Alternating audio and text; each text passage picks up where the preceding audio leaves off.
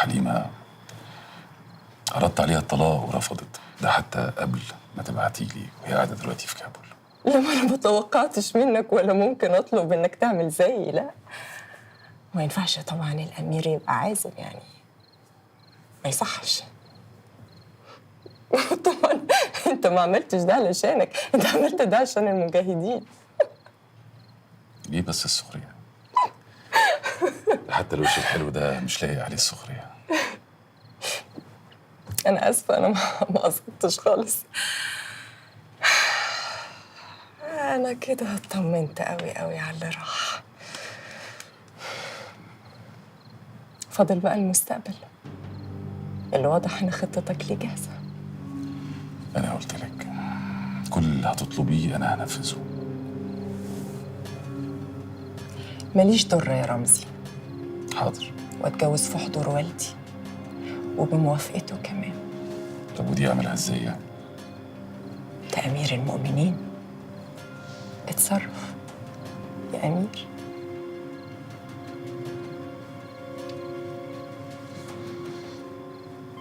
حاضر يا منال، حاضر. بجد؟ حقك يا بنت الناس. نكتب هنا ونخش وبعد كده نسافر على مصر نقابل خالي حسن وناخد مباركته ونعمل فرح كمان. لا لا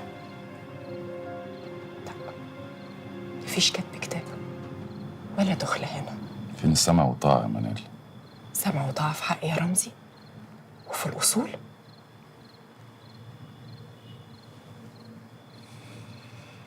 هفكر، عشان خاطرك بس هفكر. انت ما قلتليش اساسا ان منال مسافره. طب كنت قولي عشان اسلم عليك. هي مسافره فين؟ شغل، دورة عشان تحسن شغلها. تروح وتيجي بألف سلامة إن شاء الله. يا رب. هي أول مرة تسافر؟ أول مرة، ما رضيتش تخليني أوصلها. طب وتوصلها ليه حبيبي؟ ما أنا ياما سافرت وسارة وأحمد سافروا كتير، عمري ما وصلتهم، ولا أنا بحب حد يوصلني. ليه بس؟ ما بحبش لحظات الوداع والفراق والعياط. بعدين اللي له نصيب في حاجة هيشوفها. معك حق. يا رب، يا رب رجعها بالسلامة يا رب. إن شاء الله يا حبيبي، إن شاء الله هترجع لنا بألف سلامة. هو جدته كان بيشتغل ايه يا بابا؟ بابا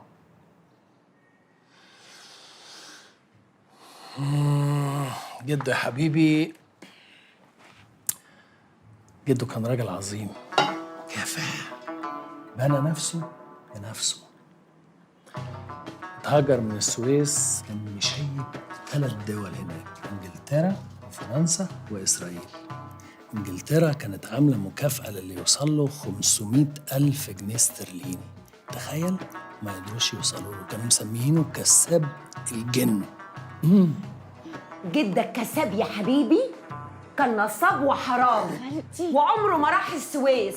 وبطل بقى ما تعصبنيش يا طارق. ماما من فضلك ما تشوهيش تاريخ الراجل اكتر من كده يا ماما. معلش يا حبيبي، ما تسمعش كلام تيتا اصلها كبرت بتهرج يا حبيبي، بتهرج. فريد يا حبيبي، مش قلنا ملناش دعوه بالكبار ونخلينا في نفسنا؟ يلا تعالى عشان ناكل. يعني ايه ملناش دعوه بالكبار؟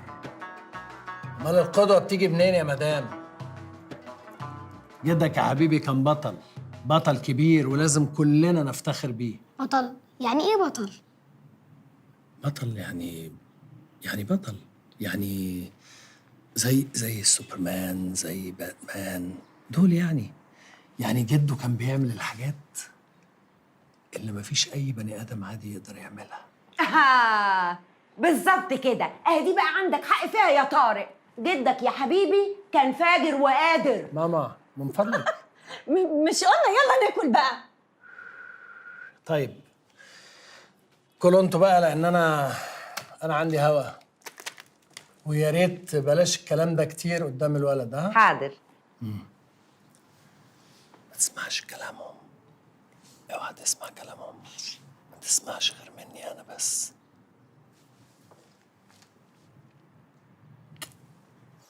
ابو الفرج، انده ابو غريب وتعالى. امرك يا مولانا.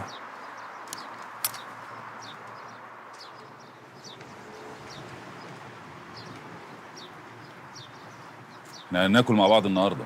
لا يا مولانا، نسيبك براحتك. لا لا لا، عشان تحل البركه. اقعدوا اقعدوا.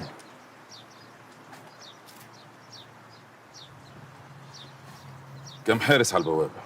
أكتر من 20. 23. بس مفيش زيكم يا مصريين. ابو الفرج وابو غريب.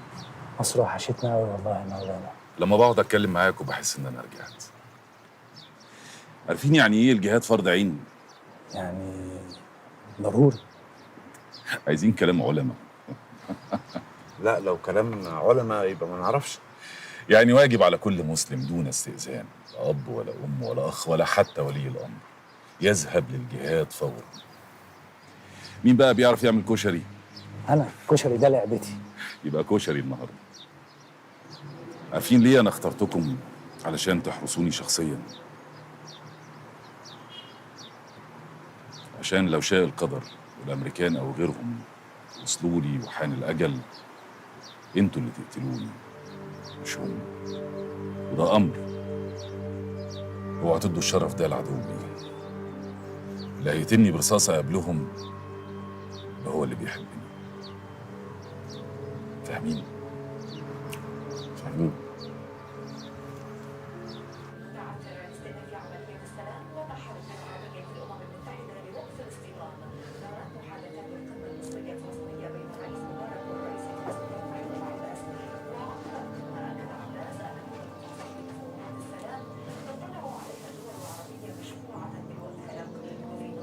ايه حكايتك يا حسن مع التلفزيون؟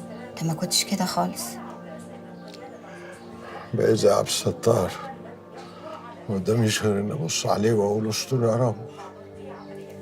ان شاء الله ربنا هيستر، بس يستر من ايه؟ من كل حاجه يا ريم، من كل حاجه. استر البنت اللي سبتها تسافر دي. ايوه حبيبي، مش هي سافرت علشان مستقبلها، وبعدين هي اللي اختارت وانت وافقت. لا برضه كنت خفت، كنت قلت لا، كنت شخطت فيها زي كل الابهات وقلت لها ما فيش سفر. لا يا حسن، بطلت من زمان الدماغ الناشفه دي. مالك؟ مالك يا حبيبي؟ قلقان وندمان متوتر، كل حاجه يا ريم. ولا تقلق ولا تندم ولا تتوتر، ولا انا كمان هسألك انت ندمان من ايه، لكن كل اللي اقدر اقوله لك اطمن. يا رب. ايه ده ايه ده؟ وانا هاكل من ايد ابو غريب وابو الفرج ولا ايه؟ ما تلاقيش شكلهم حلو قوي. حلو ووحش لنفسهم، انا خلاص جيت. وما دام الست منال جت بيت الخلافه يبقى هي اللي تاكلكم الاكل المصري اللي على ابوه. إيه لو اتشقلبوا هما الاثنين مش هيقدروا يعملوا نص.